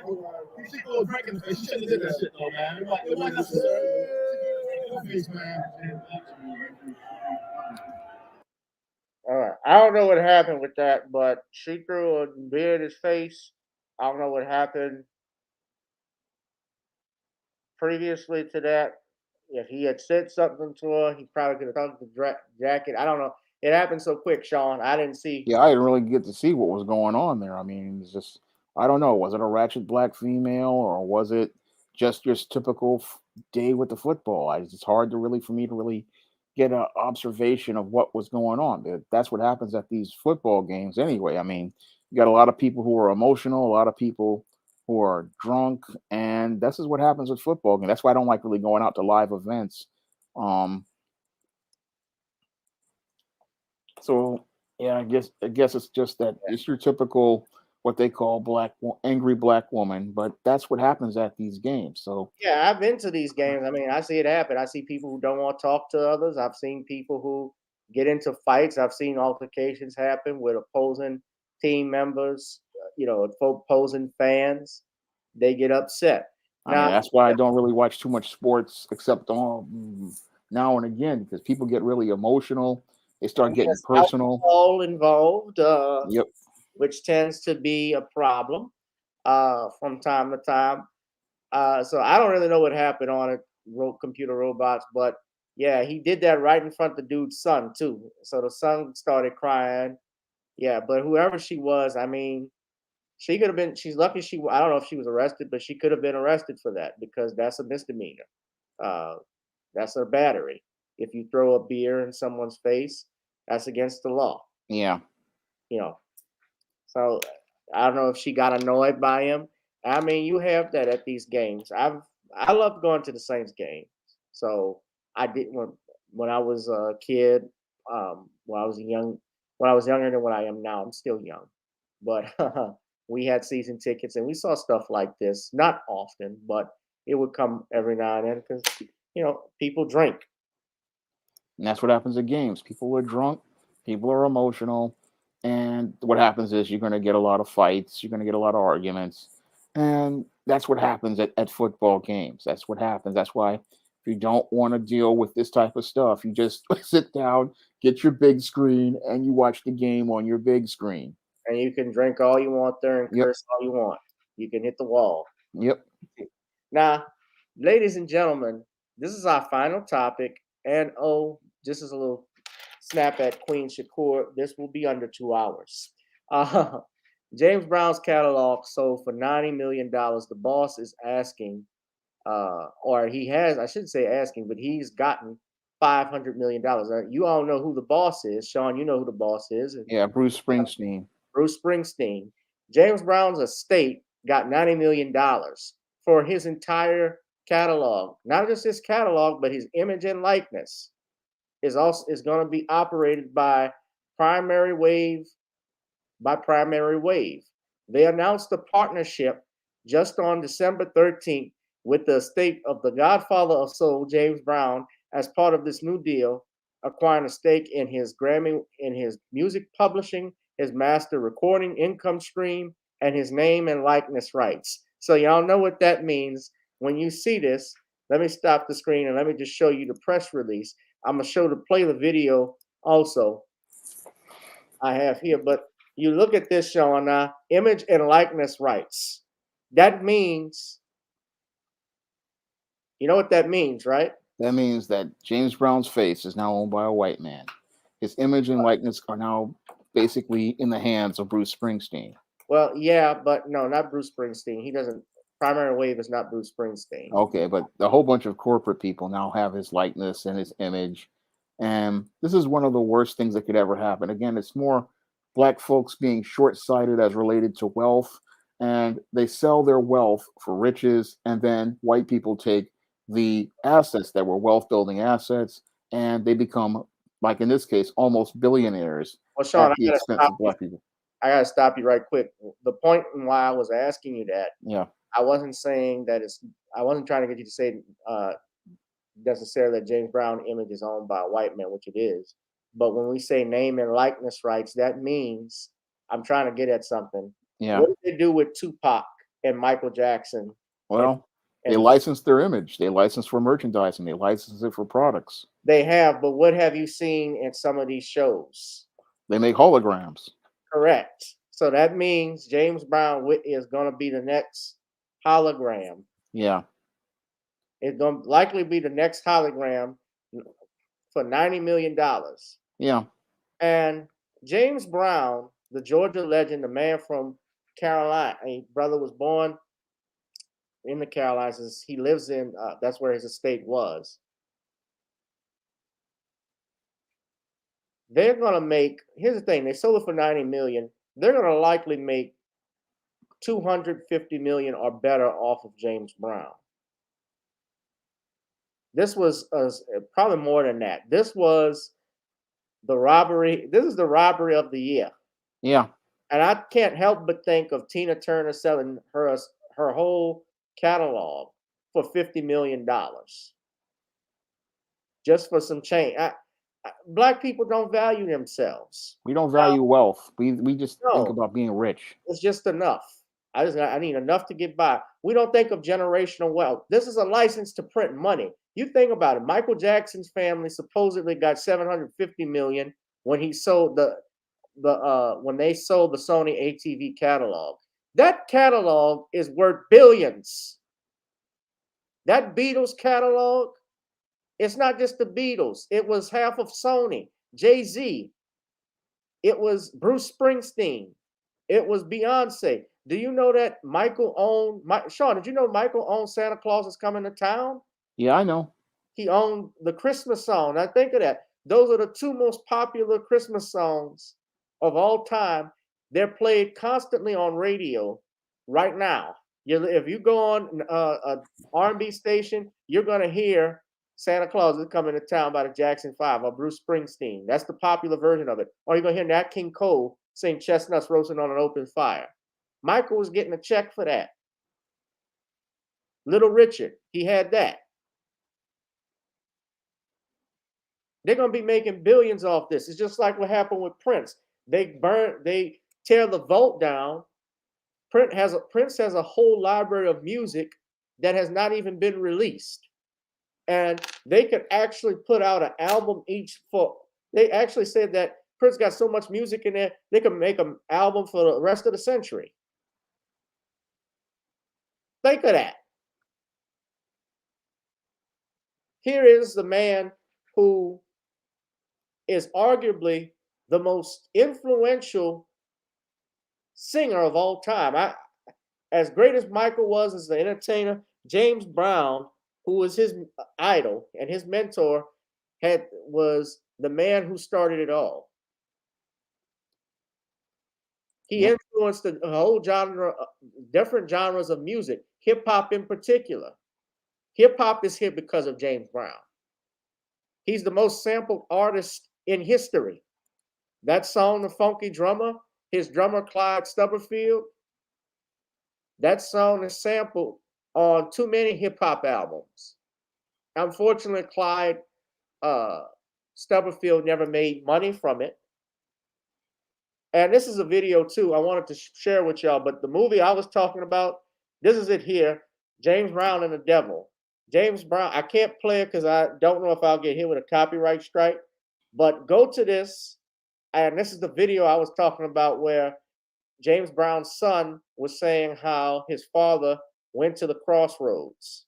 Darryl Brown talked about how, yeah, his dad sold his soul. Y'all look at this. And it's nothing disparaging against James Brown, but a lot of those artists, you know, the music industry, as my brother Albert Lanier, our journalist, and by the way, tune in, we're going to have a podcast, starting a podcast soon. We talked about this. He talked about how the music industry was much more, compared to Las Vegas, and how in the 1940s and 50s, when it was run by the mafia, the mafia running Vegas was more humane than the music industry, even to this day. Rock and Roll Hall of Famer Bruce Springsteen has sold the rights to his music catalog to Sony Music. The New York Times reporting the deal is worth about $500 million. The sale will give Sony ownership of the rock legend's entire song and publishing catalog, including 15-time platinum album Born in the USA. It is the most lucrative transaction in history for a single artist's catalog. The most hey, thanks for watching our YouTube channel. Find your favorite in history for a single artist. Yeah.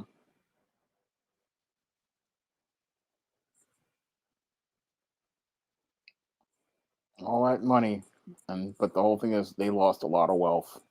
$90 million. And I don't even know who controls the estate, because people mistake that the estate means family. It does not. The estate means after a person dies, the estate is the group of people that inherit it. If there's a will, it's those people that are the estate. You have an administrator that runs the estate. This was chump change. Exactly, brother. Pennies. This was nothing. They could have easily gotten 250 million.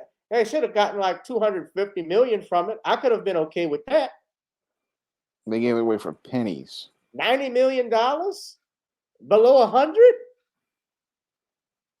You just didn't give the catalog and the publishing away. You gave away his image and likeness. So that means that person, whoever in the estate owns James Brown's image and likeness, they got to talk. If the movie companies want to talk, they got to talk to that person in order to do a story on his life. I know they already did the movie already, but they got to talk to him if they want to include his music in anything. If they wanted to do some other stuff on James Brown, they got to talk to them. Yeah. I was just listening. James Brown has written, you got to think of this, Shawn. Do you know how many songs? Let me show you guys this. All right. Hold on 1 second.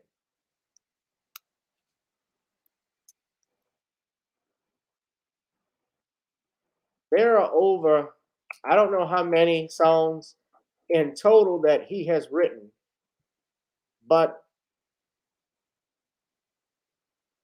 and of course, this is not always reliable when you look at this, because some of the songs they leave off, they only include the songs that were hits, especially when you go on Wikipedia, right? Yeah. They look at the songs that are hits. They don't list everything you have written. You may have written a song that didn't sell but 1 penny. They just made 2 pennies off of it, or a dime. So they won't make won't name that. But you look at all of these songs that James Brown either wrote by himself or collaborated. Doesn't matter. As long as his name's on it, he's credited as a co-writer. Ain't it funky now? Look how many songs. Look at the catalog.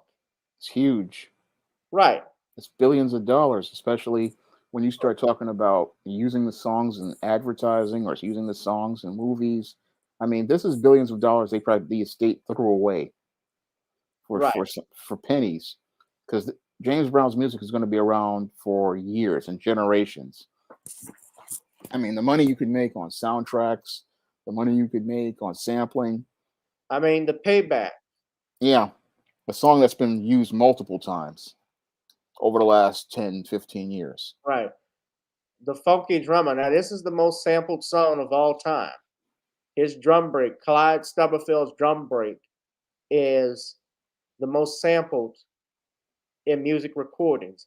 You've heard it in tracks like South Bronx, Eric B. is the President, Public Enemy had it.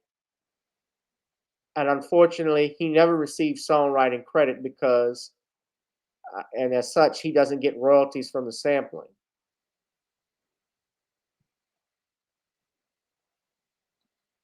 So he, unfortunately, did not die a wealthy man, but he did have admirers. In particular, shout out to the ancestor Prince.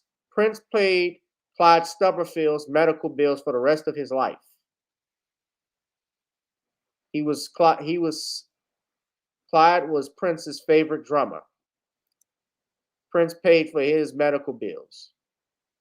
Salute to Prince for that. Because Prince had money, obviously. And Prince, you know, he didn't have to do that, but he did. It's called looking out. Yeah. Y'all think Jay-Z gonna do some shit like that? Think again. Nope. You think Michael Jackson went to James Brown's funeral when other artists would stay away? There were only a few artists that went there. Him and MC Hammer's the only one I could think of. And both of them were majorly inspired and influenced by James Brown. Absolutely. And Michael picked out the casket for James Brown, according to his son. Clyde Stubblefield was badass drummer. Absolutely. You know who was another one? The Bernard Purdie. Now, he wasn't James Brown's drummer, but the Purdie Shuffle. Bernard Purdie was Aretha Franklin's drummer. He was on Rocksteady, Daydreaming, a lot of songs. Of course, he sampled, and you look at these rock groups like the Toto, they all copied him. Jumbo Starks, that was James Brown, another James Brown drummer. So that means James Brown's image and likeness. And James Brown, Shawn, believe it or not, his son even said his father never sold his image and likeness when he was alive. No, because he understood the value of it. And he also understood that if whites got a hold of it, they would pervert his image. I mean, James Brown was very, very pro-black, and he was very about protecting his image. And this was a man who didn't have a formal education. He was business savvy. Yeah. They would come, when the record labels would come and present him with a car, he would say, take the car back. You know why he would say that? Because that's under your contract. Oh, we gave you this. We paid you this money, James, when we got this car for you. No, you didn't. Take it back. Nope. I don't want it. I can buy my own. Because you want your money. That's how they got that's how they got TLC. What's up, Taisha? I mean, look, yeah, Michael Jackson gave Little Richard back his music publishing. He gave him back his catalog, according to Dick Gregory. Gave it back for nothing. He saw that when he purchased that ATV catalog, he realized that there were a lot of black artists in there, including Little Richard. And it was his mother, Catherine, who told Michael, or convinced him, said, you should give it back to him because Little Richard got railroaded. A lot of those artists were railroaded. I mean, yes, he did. That's what I'm talking about, Bossa Queenie. Yeah. They got railroaded. I mean, did you know Jackie Wilson died without a headstone? That's how broke he was. Yeah, that's sad. his manager, who was also the head of the Brunswick label, was robbing him left and right. He actually had it was a song Jackie Wilson wrote. They didn't give Jackie the credit. Nate Turnipole, who was the record label owner and Jackie's manager, do you know that SOB was so slick? He put his own son as the co-writer of that song, and his son wasn't even born then. This all came out in court. And Jackie, unfortunately, because Jackie was hospitalized after he had a heart attack, he was in a vegetative state. So he couldn't testify as to whether it was true or not. And no one could testify on his behalf, so he couldn't get any money. So Dick Clark, till the day he died, paid all of Jackie Wilson's medical bills. Sam Cooke is someone who understood the power of ownership as well. That's why Sam Cooke was taken out. He didn't sell his image and likeness. He wouldn't sell his publishing. Ray Charles is another man that knew the power of his image and music. He was one of the first. He and Sam Cooke were one of the few, and James Brown, those three were one of the few Black artists who understood the power of ownership. And it's very, very powerful, because if you don't look out for your ownership, you're going to lose everything. So, right. I mean, yes. Look, I'm sorry, Shawn. Those are wealth building assets. I mean, they are intellectual properties, and you have to protect your image. You have to protect your publishing, because as a publisher myself, that's why I make sure I take care of things like copyright and things like that, because those are wealth generating assets, and you can take them from one business to another. And if you own all of that, you control all of that money. Yeah, he gave it back to Little Richard for nothing. Yeah, because he just respected him. I mean, that's where the respect was. Right. That would be like if I had bought Richard Pryor's comedy album collection or catalog, and I had the rights to him, I would give it to Richard Pryor for nothing, just because it's Richard Pryor. Yeah, let him have his wealth building assets.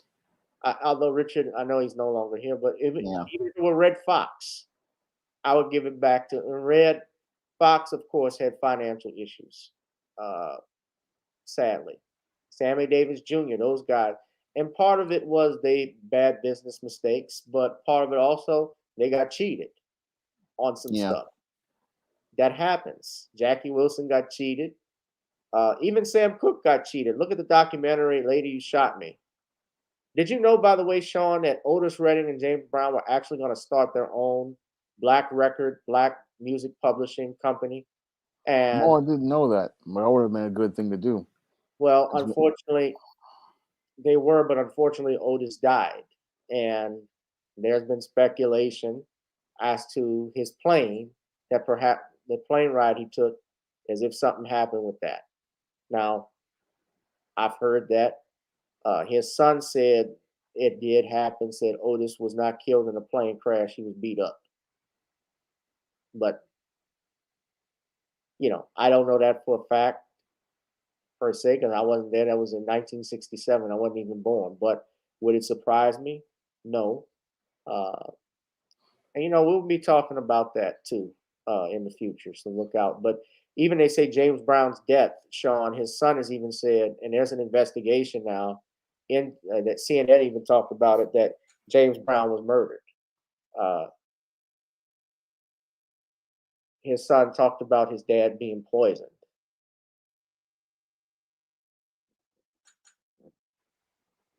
I don't know if you've heard of that one, but yeah. That, like we say, this music industry is let's put it like this, ladies and gentlemen, it is the second to largest import in the United States after drugs or pharmaceuticals. And it's worth a lot of money. So that's why I'm in it. I mean, even when Berry Gordy sold Motown, he didn't sell it for a great amount of money. And I believe Polygram, he sold it to Polygram, and then NBC Universal bought it, and they tripled the amount for it. hold on, before you go, because I know I promised we would be under 2 hours. I will be, but let me just show you all when Motown was sold. Okay, so let's look at this right quick. All right. So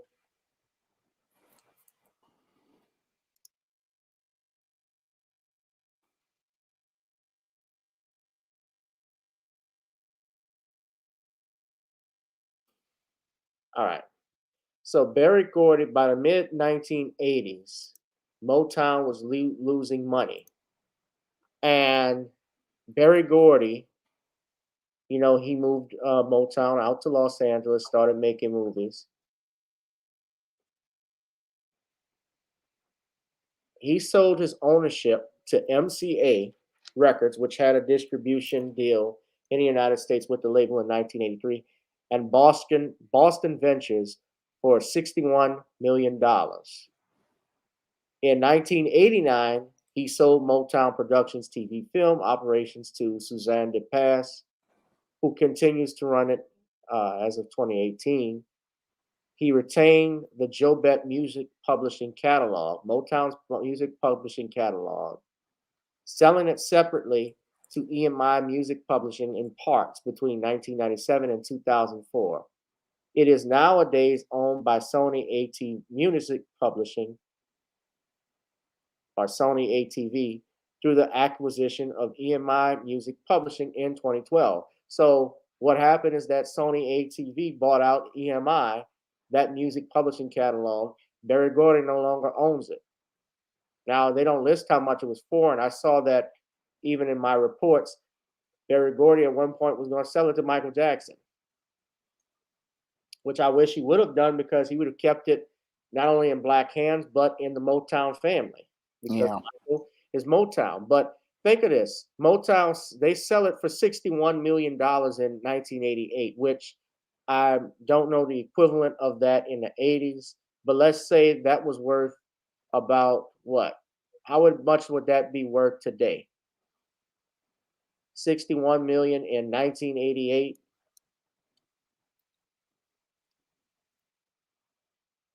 Gonna be a couple billion by now.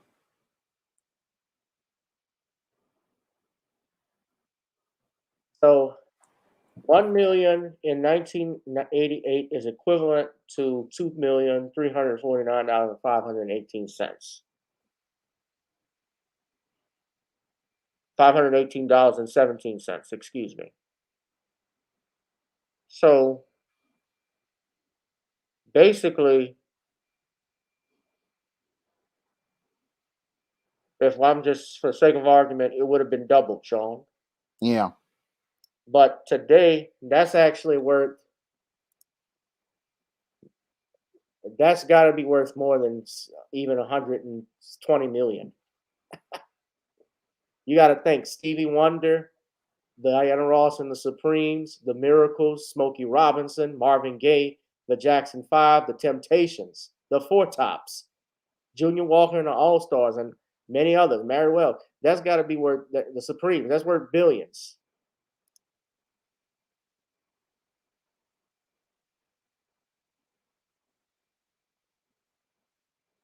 So yeah.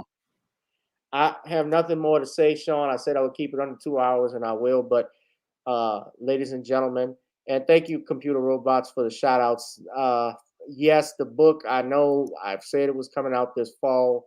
I'm still pushing for it before the end of the year. The problem has been getting with legal again, but it is coming. So you got to tune into the Facebook page. Go to facebook.com, Commonwealth Cause, it's right there, or you could just hit at Commonwealth Cause, which is right here, ladies and gentlemen. On Facebook, it's easier to find, and subscribe to the page so the book will come out when you get it, it'll be notified. Sean, go ahead and do your plugins, brother. All right. Well, again, the SJS Direct 2021 books are now available on Amazon.com, and those include John Haynes Taking Care of Business, ISIS Revenge of the Cyber Goddess, Esteem Council Vacation, and Stop Simping in Cyberspace. And you can find all of those books in paperback and Kindle format on Amazon.com. And you can also find them on other online booksellers in paperback, such as Barnes & Noble, and other online booksellers. You can also find the digital formats on Smashwords, the iBookstore, and Google Play. And this holiday season would be a great time to pick up some SJS Direct books and share positive Black fiction with the members of your family.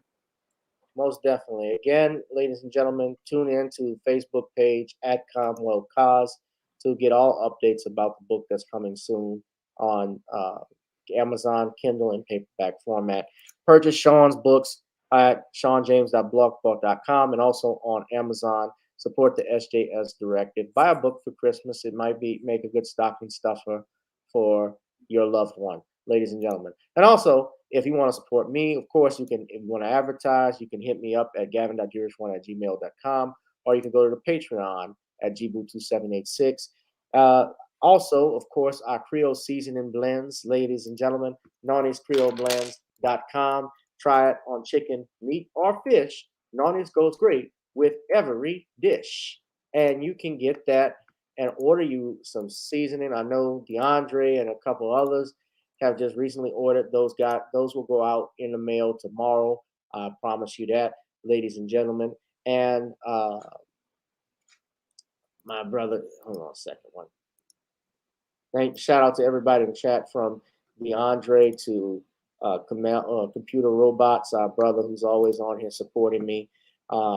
Also, we got to go ahead and support Bossa Queenie. Thank you for being here. Black Voltron from the Bay, Vulcan 205. And guys, of course, I got to plug my music in. So we got Video Soul, which is available right now on Spotify, Amazon, and Apple. I prefer if you buy it, but if you can stream it on Spotify, that would be cool if you could do that. You could also check out our Video Soul. I got more songs that'll be coming out soon. And of course, our theme song, ladies and gentlemen, is to get on up. Since we have gotten on down, it is now time to boogie and get on up, ladies and gentlemen. We're going to get on out of here. Rick James, yeah, Motown. Oh, yeah. Rick James came out in the 80s. Late 70s and 80s. He was on the Motown label. And he got his albums funded, you know this, Shawn, by actually with the mafia. Wow. He had loans that his mother was a runner for the mob. She used to run numbers. So they actually supported him. Of course, it was a loan. He just didn't give you money, but the album was successful and he paid him back. So, but let's get on out of here and get on up. Shawn, I really appreciate you for being here, brother. Now, thank you for having me on. I really appreciate being on your show. Just picked up some Nawnies online, and I'm urging everybody to pick up some too. Most definitely. And buy Stop Simping in the Cyberspace, guys. It's a good read, but also The Man Crisis. I have that book, and that is a must read, especially if you want to understand the world today. All right, ladies and gentlemen, thank you. Thank you to Shawn. Thank you to the chat. Please donate to the Cash App if you can, guys. And I will see you all on Sunday.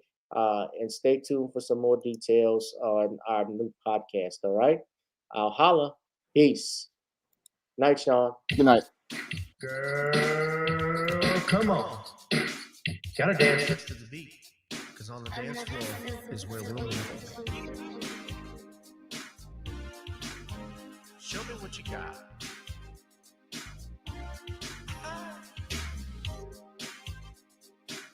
Gotta feel the groove. Feel the groove, get on the floor. Get on the. Right now the party's wasted. There's nothing much to do. But once the groove gets started, tell me, what do you have to lose? Just look into my eyes, girl, as we glide across the room. And what to my surprise now, the beat takes hold of you.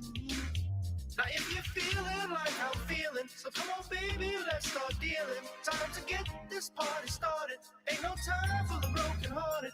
When the rhythm takes hold of you, there's only one thing left to do. Cause the beat is really moving. Time to get your body moving. Gotta get on up. and move your body. Cause when the beat is really grooving, it's time to feel your body moving. Gotta get on up and shake something. Feel the groove, get on the floor. Get on up. Tell the DJ play the whispers. Rock steady in the mood. Put on earth, wind, and fire. Tonight we're gonna groove. Show me how you do the four corners. Electric slide or two. Hit the bus stop.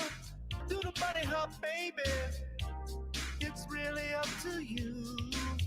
Now if you're feeling like I'm feeling, so come on baby, let's start dealing. Time to get this party started. Ain't no time for the broken hearted. When the rhythm takes hold of you, there's only one thing left to do. Cause the beat is really grooving. Time to get your body moving. Gotta get on up and move your body.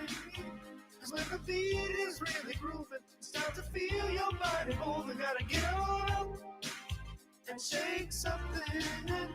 Feel the groove, get on the floor. Get on up.